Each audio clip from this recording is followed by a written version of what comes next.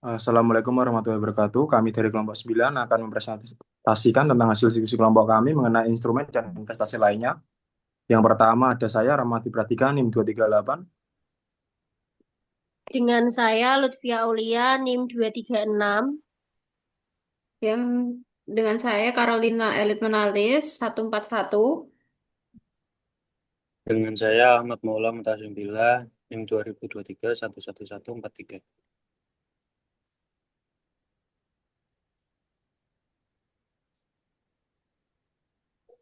Eh,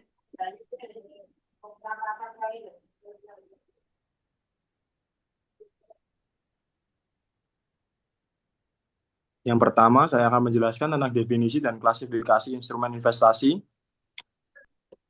Instrumen investasi, alat atau kendaraan yang digunakan seseorang atau institusi untuk menempatkan modal dengan harapan memperoleh return di masa depan. Ada dua klasifikasi umum. Yang pertama, instrumen real. Yang kedua, ada instrumen finansial atau keuangan.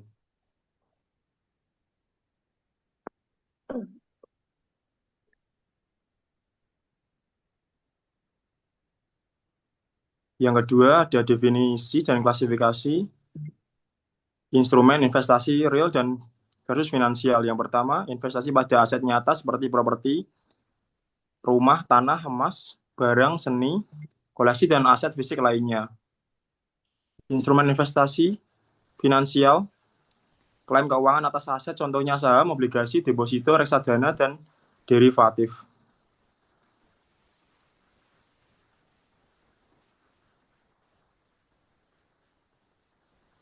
Instrumen keuangan selain saham dan obligasi dibagi menjadi tiga, yaitu deposito, simpanan berjangka di bank, bunga tetap dengan risiko rendah. Yang kedua ada surat berharga pasar uang, ORI, SR, SBR, ST, dijamin oleh negara dan risiko rendah. Yang ketiga ada reksadana, dana patungan dikelola oleh manajer investasi. Selanjutnya akan dijelaskan oleh teman saya.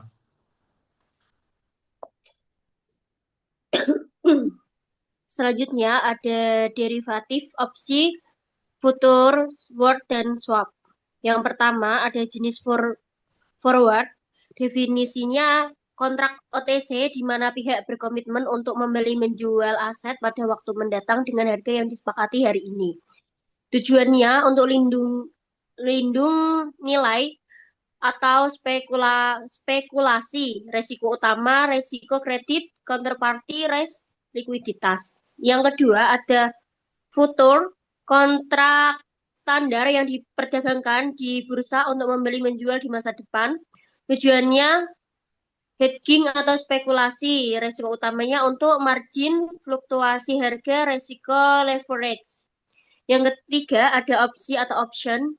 Definisi memberikan hak bukan kewajiban untuk membeli call atau menjual aset pada harga tertentu pada atau membeli sebelum tanggal tertentu. Tujuannya untuk melindungi nilai atau spekulasi.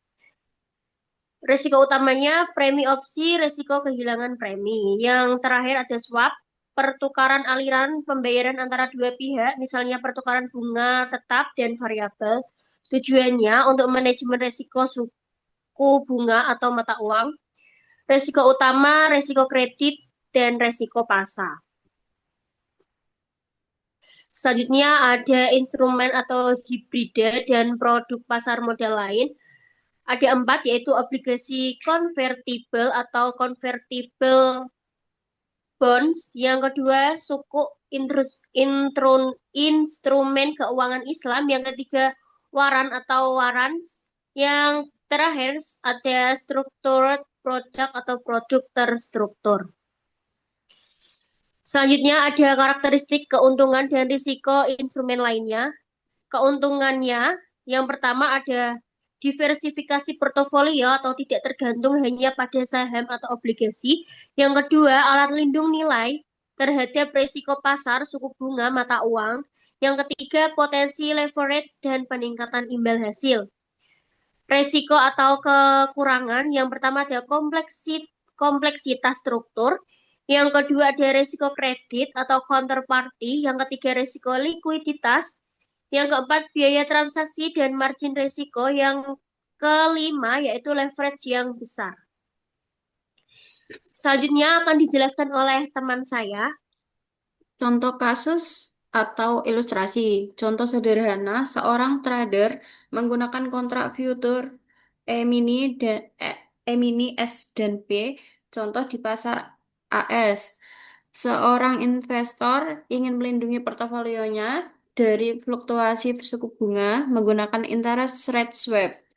Yang terakhir, investor di Indonesia membeli waran atau obligasi konversi.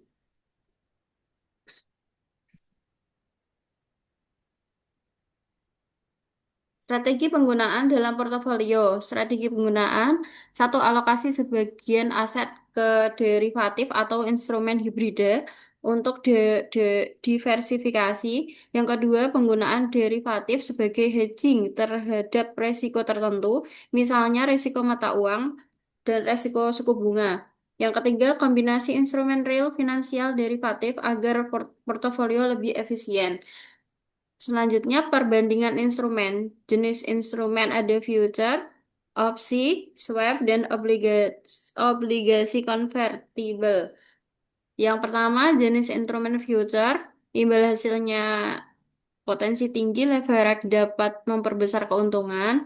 Resiko leverage tinggi, margin call, volatilitas harga, likuiditas tinggi, dan contohnya spekulasi harga komoditas, indeks saham, lindung nilai portofolio. Yang kedua, opsi terbatas sebesar potensi kenaikan harga aset call atau penurunan harga put. Resikonya kehilangan premi opsi, leverage, volatilitas, likuiditasnya sedang tinggi. Opsi bursa lebih liquid dibanding OTC. Contoh penggunaan, hedging resiko penurunan kenaikan harga aset, strategi spekulasi.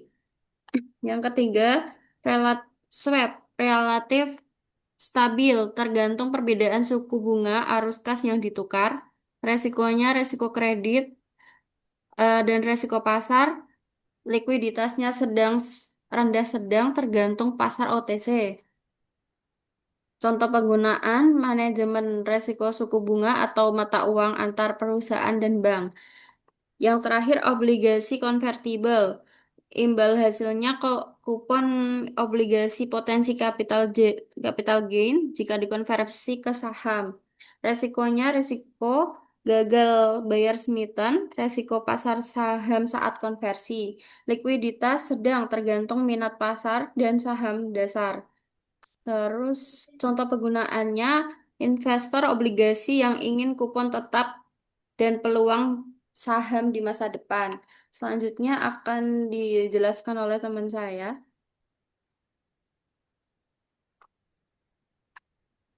Tantangan dan hal yang perlu diperhatikan.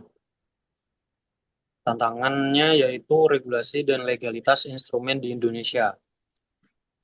Kemudian transparansi harga dan valuasi, edukasi investor, derivatif bisa kompleks, infrastruktur pasar, pusat derivatif, clearing, margin. Yang terakhir, resiko sistemik. Kemudian kesimpulan dan rekomendasi, yaitu instrumen investasi lainnya memberikan tambahan alat untuk diversifikasi dan manajemen risiko. Namun, pengguna harus disertai pemahaman yang baik terhadap mekanisme risiko dan regulasi. Dalam menyusun portofolio, dipertimbangkan proporsi dan kombinasi instrumen agar risiko tidak terlalu terkonsentrasi.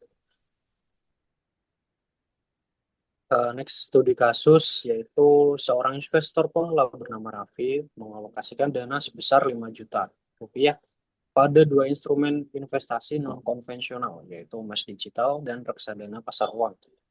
Yang pertama emas digital. Raffi menempatkan 3 juta pada emas digital yang mekanismenya bekerja mengikuti pergerakan harga emas di pasar. Nilai aset meningkat seiring kenaikan harga komoditas tersebut. Dengan asumsi kenaikan harga emas sebesar 8% per tahun, nilai investasinya menjadi 3.240.000 rupiah setelah 1 tahun. Yang kedua itu reksadana pasar uang (RDPU). Raffi menempatkan sebesar 2 juta rupiah ditempatkan pada RDPO.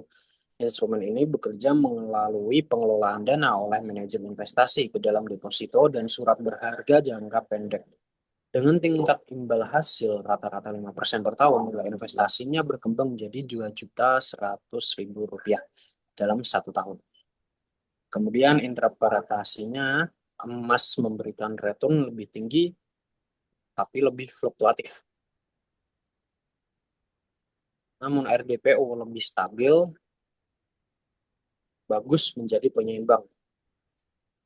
Kemudian Raffi akhirnya memutuskan split portofolio 60% ke emas digital 3 juta rupiah dan 40% ke RDPO senilai 2 juta rupiah.